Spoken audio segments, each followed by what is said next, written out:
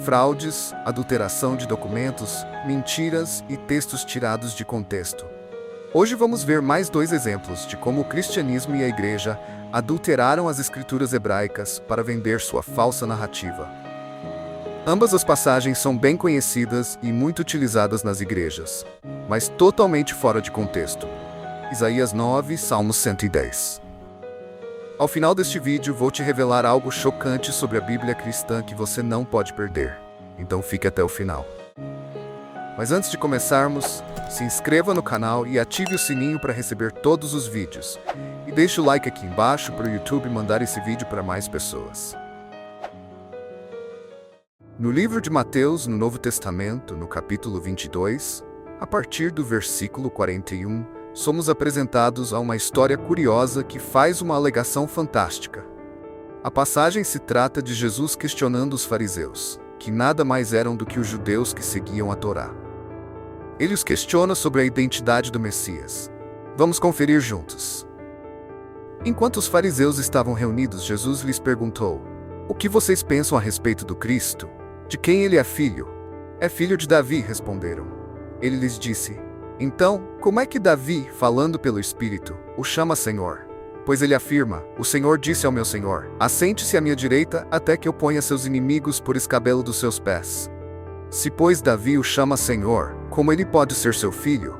Ninguém conseguia responder-lhe uma palavra, e daquele dia em diante, ninguém mais ousava fazer-lhe perguntas. Impressionante como Jesus cala a boca dos fariseus usando o Salmo 110 contra eles, não é? Mas será que é isso que realmente está escrito no Salmo 110?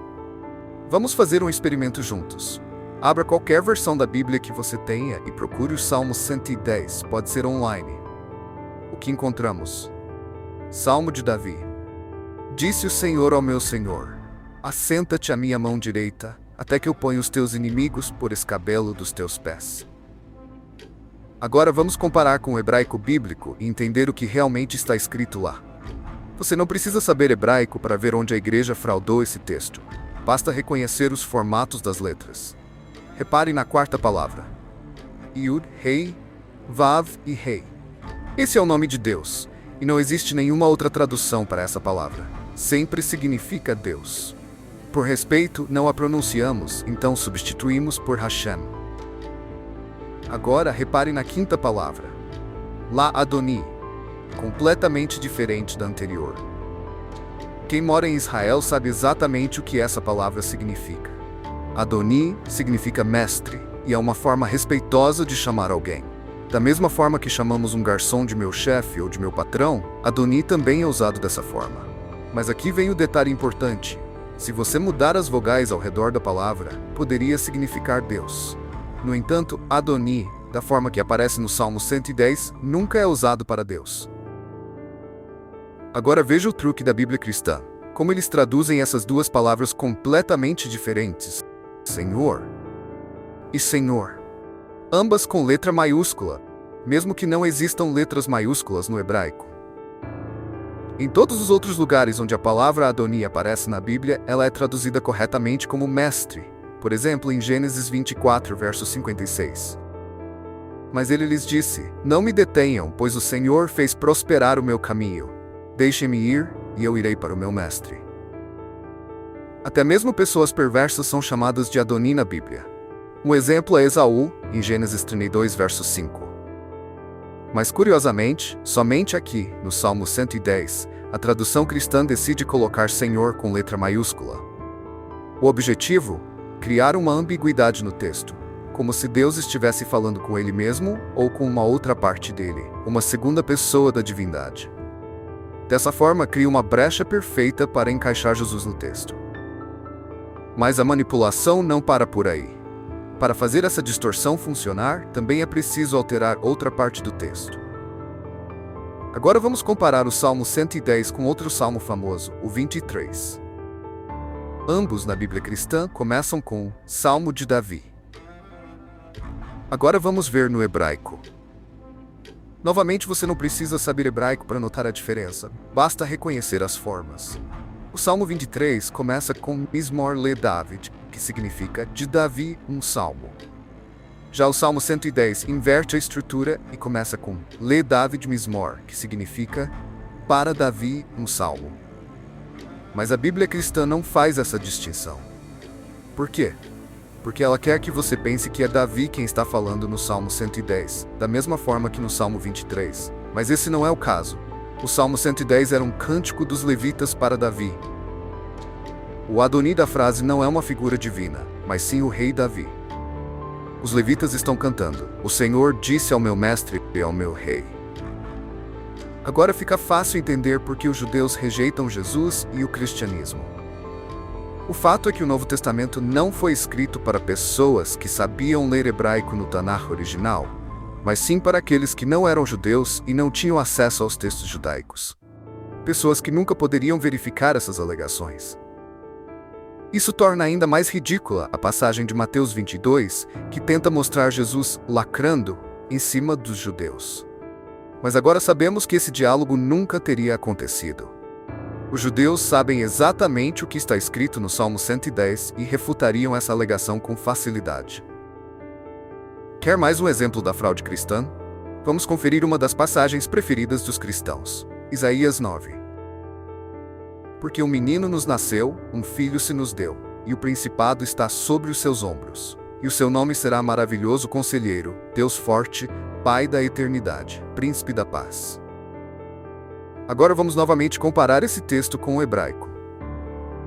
Pois um menino nos nasceu, um filho nos foi dado, e a autoridade está sobre seus ombros, e o Conselheiro Maravilhoso, o Deus Poderoso, o Pai da Eternidade, chamou seu nome de o Príncipe da Paz. Conseguiu notar as diferenças? A primeira delas é o número do versículo. Na Bíblia cristã, esse trecho está no verso 6, enquanto na Bíblia hebraica está no verso 5. Isso acontece porque a Bíblia cristã remove o último versículo do capítulo 8 e o empurra à força para dentro do capítulo 9. Mas por quê? Para entender isso, precisamos do contexto. O capítulo 9 de Isaías é uma celebração, enquanto o capítulo 8 fala de um acontecimento terrível, a destruição das 10 tribos do norte, que foram levadas pelos assírios e espalhadas pelo mundo. Mas para a Bíblia cristã, não é interessante fazer essa separação. Além das 10 tribos, grande parte do reino de Judá também foi destruída e levada pelos assírios. Mas um grande milagre aconteceu. Jerusalém estava cercada pelo exército assírio de Senaqueribe, no 14º ano do reinado de um rei muito especial. Qual o nome desse rei? Ezequias. A Bíblia diz que ele foi o melhor e mais justo rei de Israel que já viveu e que ainda viverá. O que levanta uma pergunta muito interessante. A Assíria era o império mundial da época, o mais poderoso de todos. Eles enviaram 185 mil soldados para cercar Jerusalém. Nos dias de hoje, isso equivaleria a um exército de mais de 4 milhões de soldados, um número inconcebível. Jerusalém estava sem esperança. As pessoas esperavam apenas pela morte. Agora imagine, você está dentro da cidade, cercado por um exército gigantesco. Tentar lutar seria suicídio. Você está junto da sua família, ouvindo os gritos de milhares de soldados do lado de fora das muralhas, sabendo que essa pode ser sua última ceia de Páscoa. Os soldados assírios gritavam, ordenando que todos se rendessem, e Ezequias foi até o povo e disse para confiarem no Eterno. Ele foi ao templo carregando as cartas de ameaça dos assírios e fez o que nenhum rei jamais tinha feito. Se prostrou dentro do templo e suplicou a Deus pela salvação do povo. Mas não para que ele, Ezequias, sobrevivesse, e sim para que o nome de Deus não fosse profanado. Inspirado pelo rei, toda a nação se arrependeu e se voltou para Deus. E então, Deus respondeu, e um grande milagre aconteceu na primeira noite de Páscoa. Na manhã seguinte, o silêncio era ensurdecedor. Não se ouvia nada. As pessoas escalaram as muralhas para ver o que estava acontecendo do lado de fora. E lá estava o maior milagre descrito no Tanakh desde a saída do Egito. O exército assírio estava morto. Isaías 9 é a comemoração desse milagre. O povo que andava em trevas viu uma grande luz. Aos que habitavam na terra da sombra da morte, a luz brilhou sobre eles. Pois um menino nos nasceu, um filho nos foi dado, e a autoridade está sobre seus ombros. E o conselheiro maravilhoso, o Deus poderoso, o Pai da eternidade, chamou seu nome de o Príncipe da Paz. E aqui entra mais uma fraude cristã. Esse versículo está no passado. Diz, um menino nos nasceu e seu nome foi chamado. Mas os cristãos não gostam disso. Então as traduções mudam o tempo verbal para o futuro. Pois para nós um menino nascerá. E não para por aí. Além de mudar o verbo para o futuro, eles alteram todo o restante do versículo. E o principado estará sobre seus ombros, e seu nome será chamado. Mas isso não está no original. Em hebraico, o texto diz, Vaikra Shemo. E você já deve ter visto essa palavra antes. Um dos livros da Torá tem esse nome.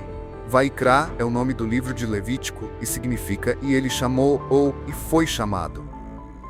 Mas a igreja não pode deixar esse trecho no passado, porque isso mostraria que o versículo não está falando de Jesus. Então o que eles fazem?